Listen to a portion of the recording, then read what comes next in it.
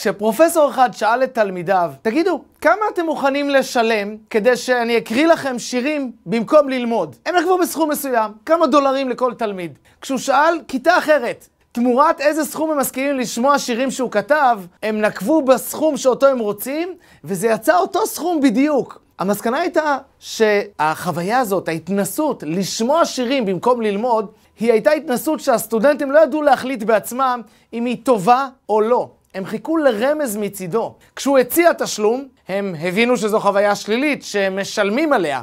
כשהוא ביקש עליה כסף, הם הבינו שזו חוויה חיובית, והיו מוכנים לשלם תמורתה. זה מהפכני. חשבתי על הדרך שלנו להקנות ערכים לילדים שלנו. אם אני מבטיח פרס לילד כדי לבוא איתי לבית הכנסת בשבת, אני בעצם מאותת לו שזו חוויה שלילית, ומגיע לו תמורתה תשלום. תחשבו מצד שני על אבא שמצליח לשדר לילד שלו, אם תתנהג יפה, הפרס הוא לבוא עם אבא לבית הכנסת.